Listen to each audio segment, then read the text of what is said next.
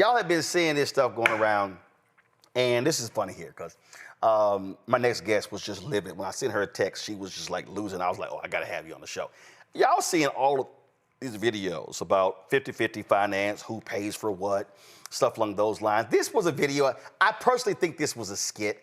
Okay, so this video right here, woman upset after her husband surprised her with a starter home he can afford instead of the dream home they talked about. Well, there have been other videos posted where real videos where a mother or father bought their child a car and the kid rejected the car because it wasn't the car that they liked. Then you have all these other videos where you have women talking about, well, I'm not going to sit if a man and not paying, if a man is not paying my bills, then we can't get together. Well, if he wants me to go 50-50, well, I'm confused because if you're paying 100% right now, is it 50-50 cutting your shit in half? Well, my next guest was just so angry and upset because she says what this is doing is, this is really screwing with people out here who don't understand finances, who don't understand the reality of relationships. And she was just so hot and bothered by this. I mean, I was cracking up laughing at her responses to me sending her these text messages that Shani Curry was like, I gotta come on the show. I gotta come on the show and talk about it. She's a personal finance expert, journalist out of Miami. Glad to have you here. Why are you so ticked off with so many of these videos on social media that has all these people talking about 50-50? I think Gabrielle Union talked about she finally got over paying 50-50 and, you know, letting Dwayne Wade pay for a lot of stuff. Take it away. So largely, I think what individuals who, and it kind of plays into what you were talking about before, how you were just talking about essentially formulating your full opinion about something given to you by an entertainer, right? I think that is playing a large role in where people get information from. I'm particularly annoyed by that type of rage bait content, the 50-50 type of conversations, because I look at things like the CPI, which is the Consumer Price Index, right? You can look at things like stagflation, where you're just looking basically at the cost of living is not keeping pace with earnings, right? There is a huge deficit there.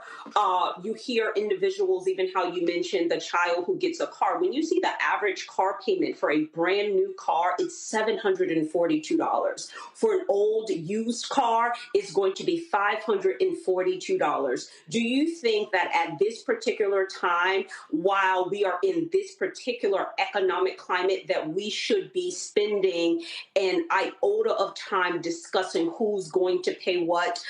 Do you think from a social economic position that we should be berating each other about the size of a starter home? Like, is that really the conversation that we should be having at any time, but largely right now, while everyone else is consumed about, drops in stock market, while we're talking about tariffs, yet the conversation seems to be to keep us largely very single and very, very broke. So See, I do get very annoyed by the content. well, here's a perfect example, okay? When you see, I mean, listen, we now have a proliferation of relationship shows, relationship experts, personal finance experts. I saw a video today from somebody who was a business coach, and I was kind of like, what business did you actually run? And it was a joke. I was kind of like, so you're the number one business coach. Okay, gotcha. So Right. here's what's interesting. So when you have these people having these conversations and people are watching this stuff and they are going into relationships with these thoughts in terms of how things should be, in terms of what you should pay for, who's paying for what, and stuff along those lines. And then it's, oh, well, if a man is dating me, then he has to pay all of my bills. Maybe that's marriage. I'm trying to think, like, how you been paying your bills before I got here? Right. And things along those lines. And then, well, no, I remember this one video, there was a woman, she literally left her husband because he lost his job and he couldn't continue to pay the bills. I like, damn, you just walked out. And what's happening is people are forming their views about personal finance based upon this when a lot of this stuff is literally illogical when you talk about how do two people, how do a couple build wealth and handle finances. This ain't no I, my. It's supposed to be we, us, our. Mhm. So I'm going to stick and stand by the statistics, right? That's the part that makes the conversation just more irrational. I think how the first video that you sent to me is one that you saw me commenting on, where the lady said she went on a date with a guy. I think the guy had to be an engineer, and she asked him at the date, the first date, she wanted to know, well, what are going to be your contributions to my life? And I really steer clear of rage bait as much as I possibly can. But I actually think that she was giving a real account of her actual dating experience per se. And I just thought, number one, okay, if you don't know this person, you've never met him, and I have sons, right? I have a 12 and a 14-year-old that is slowly matriculating into the dating world. And imagine going out with a woman that you're just meeting, and one of her dating questions is whether or not you're going to be making financial contributions to her. I just thought this was ridiculous. The other part that makes it ridiculous in terms of just getting to know people, sometimes people ask me, well, Shani, do you think I should be asking someone on the first date their credit score? Okay, so in the event that the person has an 800 credit score, let's say they have an 850, on what basis can you begin to use that information to decide that this person is going to be a fit for you largely, right? So you know that they have a good credit score, so maybe they pay things on time. But unfortunately, that might be a predictor to how they might interact with you, but it's not the strongest one, right? You need some actual interactions. Also, just because couples, right, is large how our predecessors were able to even build wealth through home ownership. So when you're looking at the average income, and this is from the Statistics Bureau and Labor Statistics, right? $62,000 is what the average American brings in. I didn't break down the social economics as it relates to race, but typically, just because of the amount of institutionalized racism, typically is just going to be lower than what the typical standard is. So when you look at the average income for Now that's for an individual. that $62,000, that was for an individual. Yeah. All You right. can look at the labor statistics of labor, and you'll see that that is the average income for an American. So when you are largely not thinking, how can I combine myself, so that I can, become a six-figure household, it's just a little ridiculous, especially to Well, berate each. A lot of the content is rage bait, which I also think is very, very harmful, because when you're watching and you're becoming emotional about experiences that are not actually happening, and then you're taking that concept into relationships, there's also the conversation where people continue to themselves as the prize, right? I also think that that is just an injustice to begin to attach to yourself like as the prize. Like as if the other person is gaining something so strongly, and then you're at a total loss and your buy-in is so great. Largely, I think in a relationship that there's going to be some level of equilibrium. Depending on who's the prize, maybe it's your birthday or something. I'm not really sure largely on how those opinions get formed, but that is the type of rage bait. That is the type of content that we are being fed, this hyper independence at a time where we need to be focused on multi-generational wealth more than ever. We need to be buying property together. We need to take some conflict resolution classes, read some books so that we can live together. There's some other statistics that support that individuals, couples, families are now living with their families. So what that means is mom, dad is living with grandma and their two children, right? Typically they're renting. That conversation needs to move over to them owning, so that they can live into that house for a period of time, maybe about 3 years, and then they can move into house hacking, pull some equity out of the property. I'd like to see more conversations like that as opposed to the rage bait content. See, it's just not functional. so you just said something that, like, here's a perfect example. I'm going to go to the panel after this with questions. Perfect example. Okay. So when you see all these conversations, it's, oh, the man, he got to pay for all of this. He got to pay for all of this. He's got to cover all of the bills. And then it's like, well, my account and all this nonsense. My sister, the older sister, she was talking about when they went to go buy a house, and the guy goes, "Oh, this is great. With your two incomes, y'all can get this level house." And I think it was like 400,000 or 500,000. My sister was like, "Pump the brakes, player." She said, "We gonna buy a house based upon one income. So if anything happens with the other income, we good." But the other thing there was, we're gonna buy a house with one income, and we're gonna sit here and save as much of your income and save, invest as possible, as opposed to this idea of your money, my money. And Right. when you talk about this rage content, I think what it's doing is it's causing people to bring a single perspective into marriage, which is supposed to be we, us, our. John Hope Brown was on Cam Newton's podcast where he said marriage is not addition, marriage is multiplication. He said it ain't 2 + 2 = 4. He said it's 2 + 2 = 12. He said you need a partner who can help you multiply your income.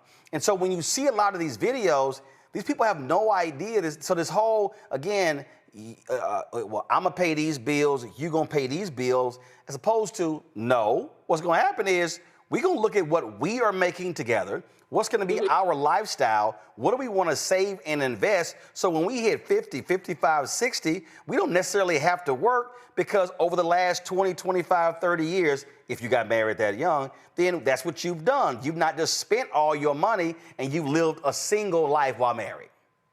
Right. There's also this other statistic that should play in your mind when you're looking at this type of rage bait type of content. Even when it's even real, it's still kind of rage baity in terms of just keeping you dollar delusional and constantly being financially distracted. Is the loneliness study. That would be a really good study to look at. 1 in 3 Americans are lonely, right? So when you continue to feed into this rage bait content and think that it's actually reality, and this is the way that you should be forming relationships financially, in the long term, it's just not working for individuals. I also looked really closely at that particular statistic when it got into loneliness. It was also centered within the space of income. So those that was locked into that average income of 62,000, they were more likely to be lonely at 79%, citing their loneliness. So overall, this particular content, whether it's being rage bait or it's actuality, it's not functional. In my everyday life, where I have been working in the arena of personal finance for the last 15 years, that's not what I'm seeing. Here's what I'm actually seeing. Just this week alone, I was working with one of my clients. Both of the individuals are educators, so maybe you got an income of about $50,000 each individual, right? Currently, the wife is now going to be taking on all of the expenses in the household so that the husband can go to medical school. Hold on. Hold on. I want you to just run past. You just said the husband's going to go to medical school. The husband is in medical school. He's currently enrolled. He's been there since January. So largely our conversation is about, Shani, how am I going to maintain the amount of debt that I'm taking on? Hold up before you go there. Wait before you go there. But you said the wife is going to be paying all of the bills. Yes, she is. Mm-hmm. Now, to your point about that rage bait content, Lord, these folk will be going crazy if they said that.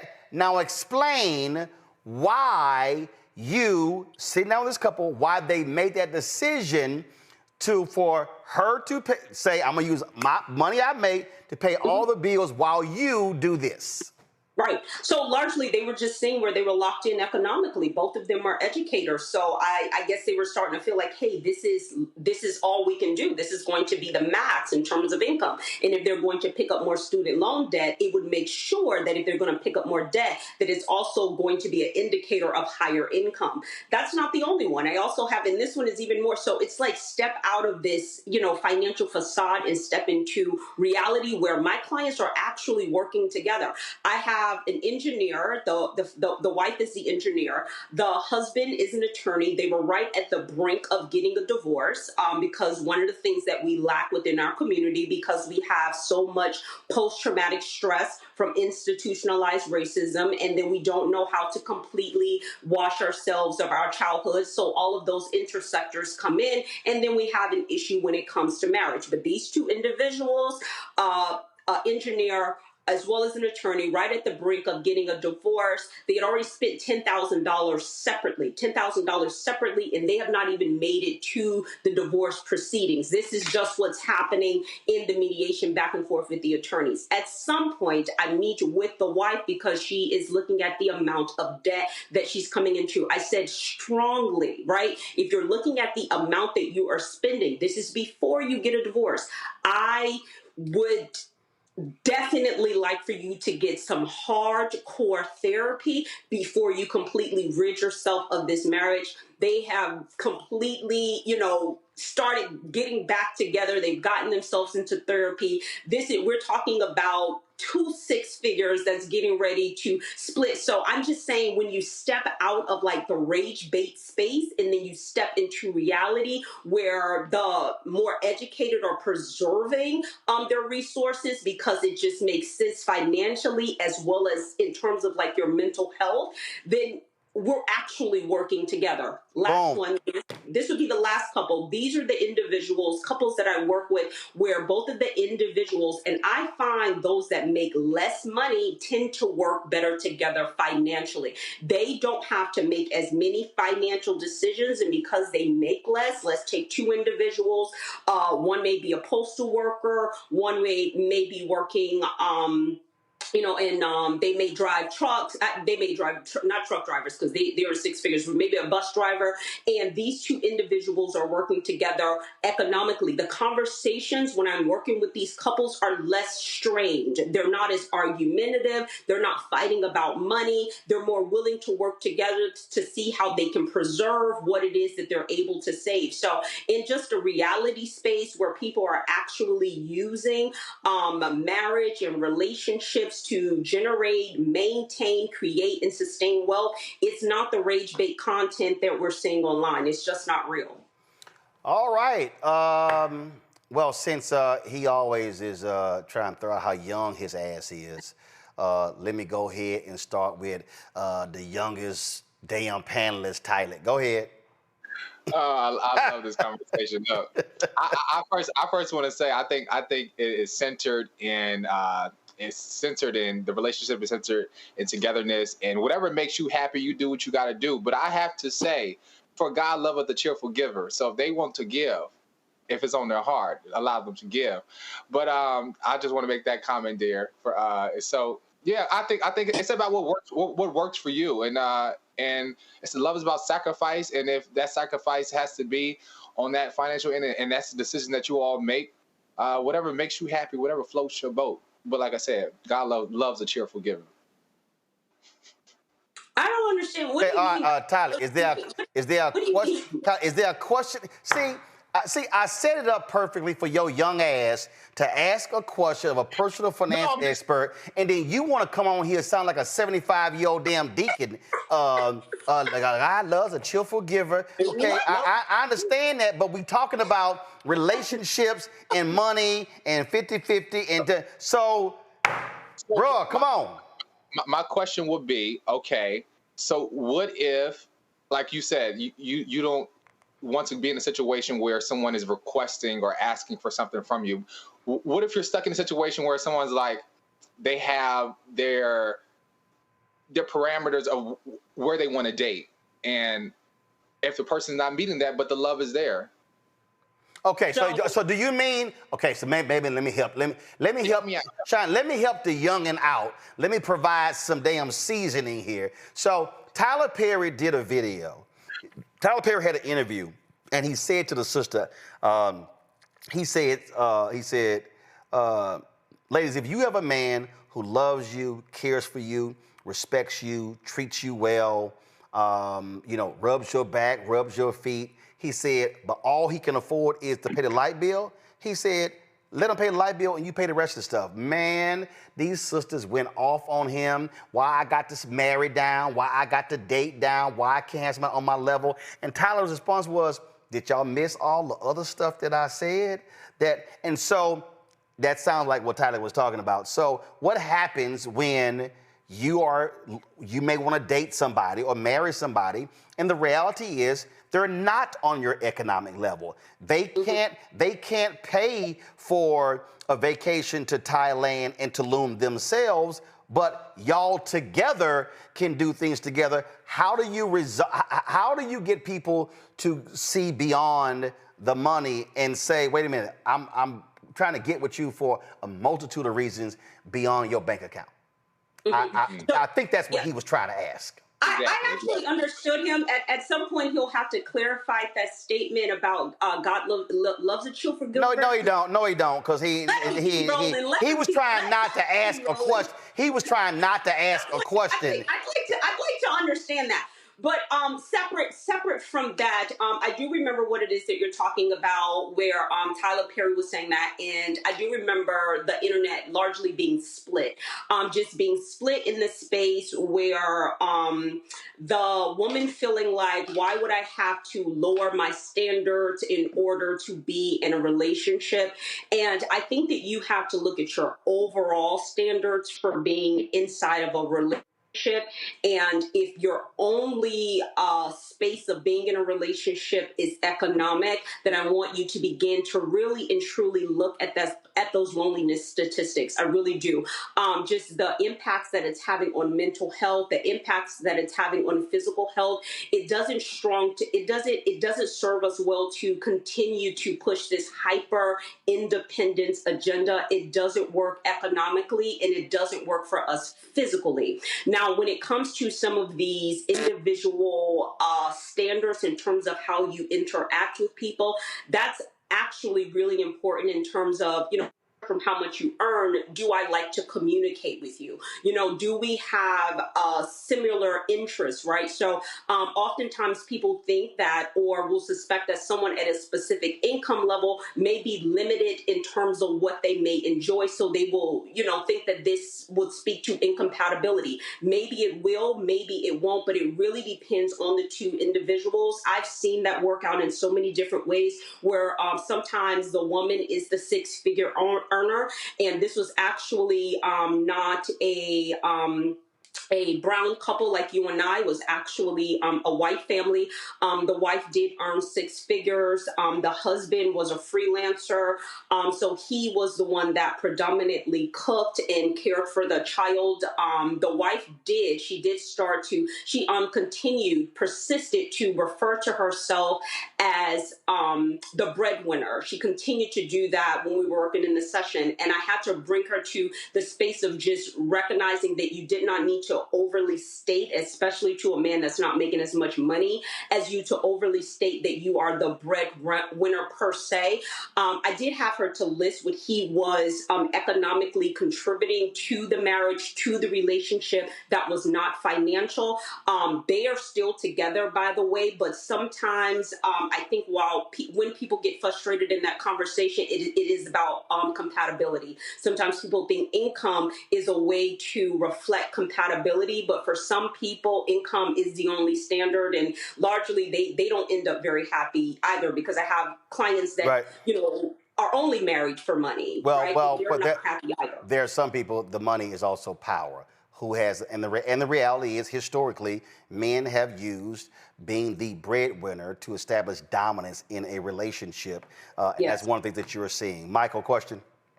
Very quickly here, Shani, what advice do you have for single people who are looking for a long-term relationship? What advice do you have for them regarding having realistic expectations in the partner? Because a lot of our expectations are shaped by media, music, songs, movies, things like that. And as we've been discussing, a lot of that is just totally unrealistic. You mean realistic expectations? She's a personal finance expert, so you mean within about money, Narrow that down. Within money, Got it. realistic, things like things So like that. now hold on, Michael. Let me also. So when you say realistic expectations, Michael, do you mean like what she described the teachers? Meaning, let's look at your career. Let's look at trajectory. And so you may not have a career path that's going to take you from 50,000 if you're 34. By the time you're 55, you're going to be at 150,000. Is that what you mean when you say it can be career, it could be earning, it could be earning potential. Got it.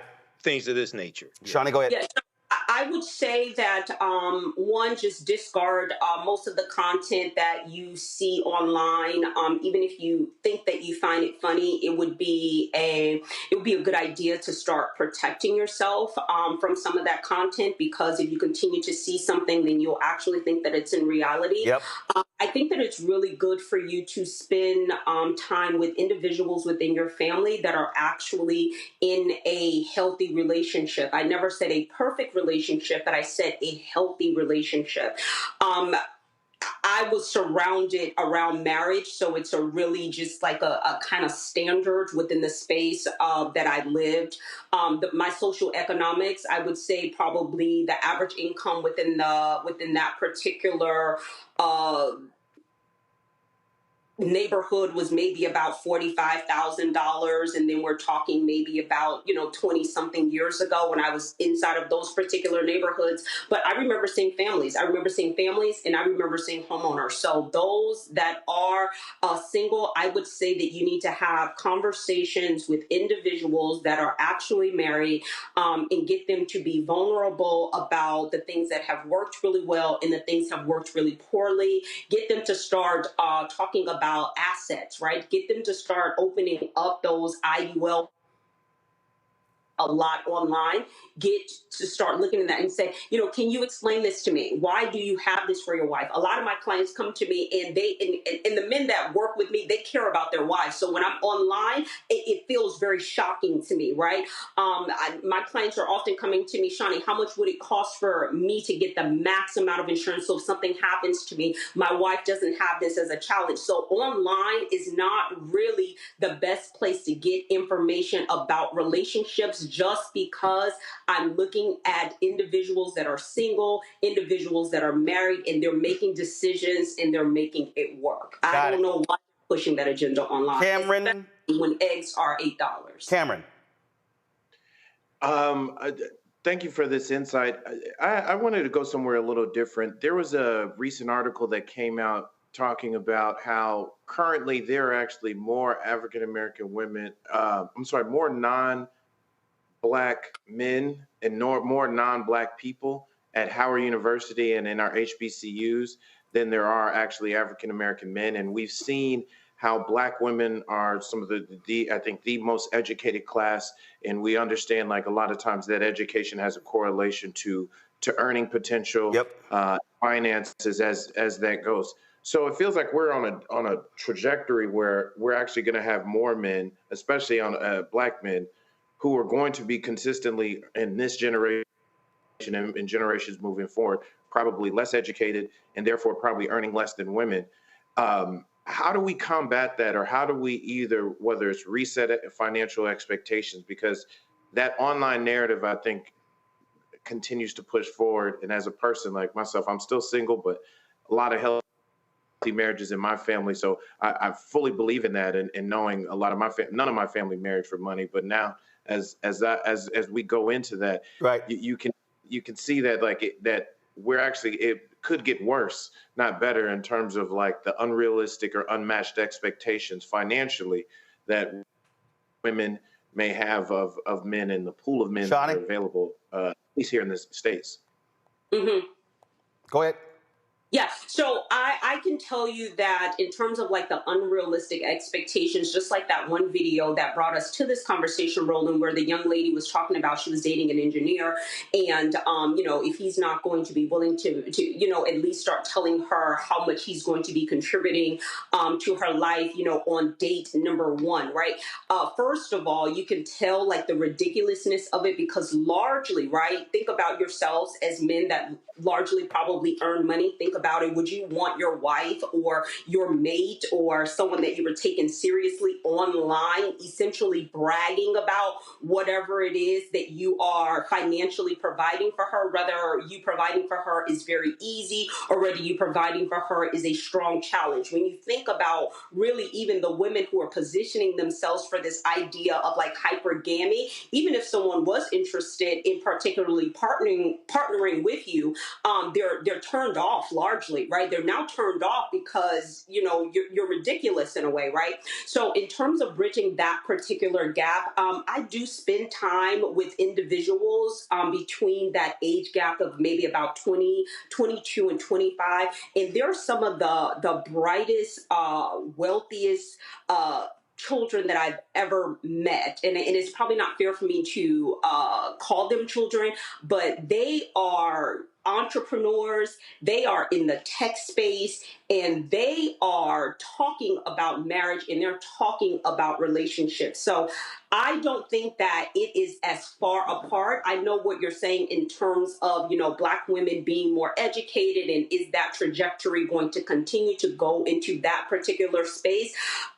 With the younger generation, I'm seeing way more higher earnings because largely they are in careers where they are not playing around. That is the generation that is not going to college just to say they got a degree. Those individuals going to college, they're coming out as engineers, they're coming out as doctors, they are coming out with those tech jobs and they are creating income. So they're not really messing around.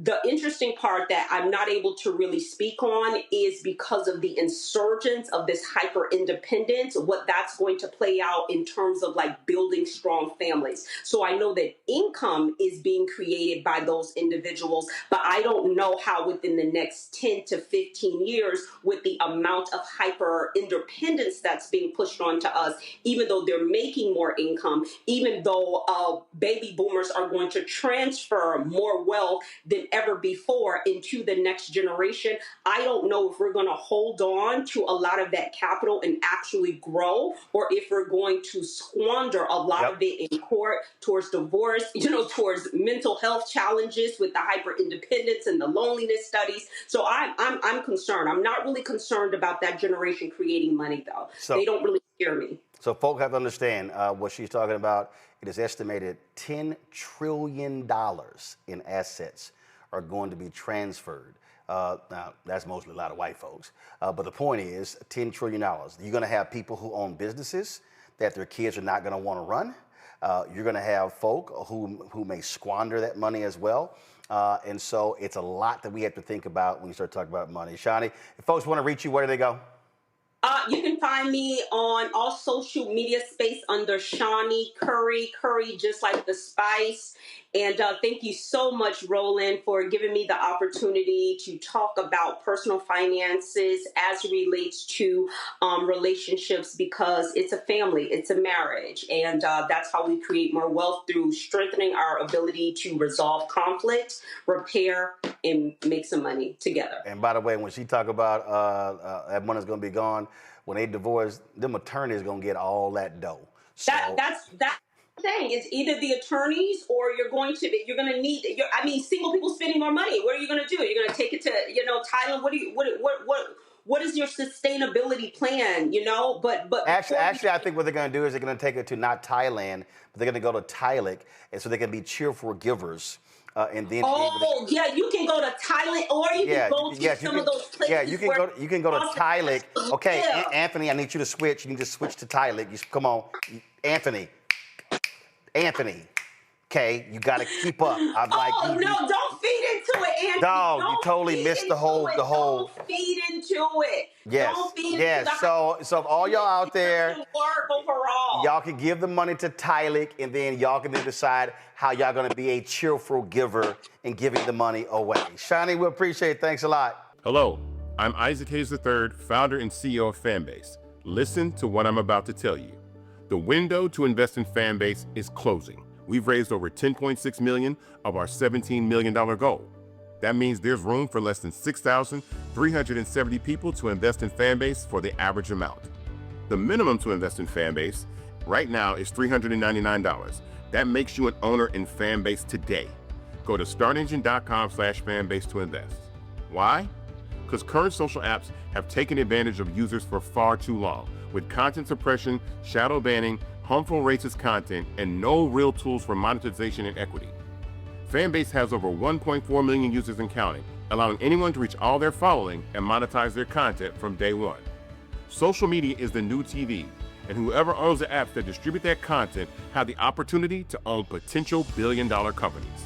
While big platforms with uncertain futures are failing to serve their users, Fanbase is stepping up to fill the gap.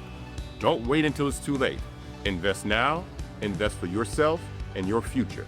Go to startengine.com/fanbase and own the next generation of social media.